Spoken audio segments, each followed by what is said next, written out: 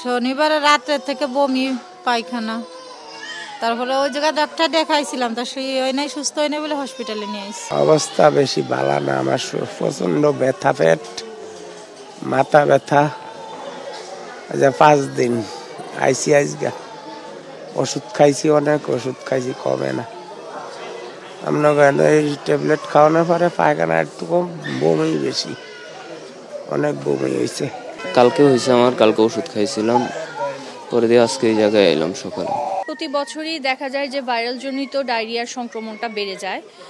গত বছরও এরকম শীতকালে 5 বছরের নিচে শিশুর ডায়রিয়ায় আক্রমণের সংখ্যা বেড়ে গিয়েছিল। এবারও আমরা সেরকমই দেখতে পাচ্ছি, এবং গত 3 সপ্তাহের ভিতর আমাদের হাসপাতালে যত পেশেন্ট ভর্তি হয়েছে তার মধ্যে আপনার 80% বেশি 5 বছরের নিচের বয়সী শিশু ছিল।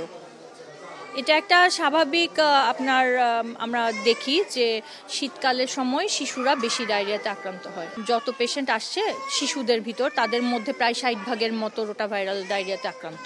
কিছু ওয়ার্নিং সাইন বা কিছু লক্ষণ আছে যেগুলো দেখলে আমাদের সাথে সাথে ডাক্তারের পরামর্শ নিতে হবে বা হাসপাতালে নিয়ে আসতে হবে। যেমন বাচ্চা যদি অতিরিক্ত বমি করে, 1 ঘন্টায় 3 বারের বেশি বমি করে ফেলছে, তার মানে যে স্যালাইন খাওয়াচ্ছে সে স্যালাইনটা পেটে রাখতে পারছে না, অথবা বাচ্চা এতটাই দুর্বল হয়ে গেছে যে বাচ্চাকে আমি খাওয়াতে পারছি না, মুখে কোনো খাবার নিচ্ছে না, ব্রেস্ট ফিডিং করা বন্ধ করে দিয়েছে, বাচ্চাকে কোনোভাবেই ডেকে সজাগ করা যাচ্ছে না, ঘাড় নেতিয়ে পড়েছে, কোনো শিশুর প্রচণ্ড জ্বর আসলো, যে জ্বরটা আমি কমাতে পারছি না, এবং স্টুল দেখা যাচ্ছে যে স্টুলের সাথে ব্লাড যাচ্ছে। এই কন্ডিশনগুলো যদি হয় তখন আমাদের ফার্দার চিকিৎসার জন্য হসপিটালে বা ডাক্তারের কাছে নিয়ে আসতে হবে।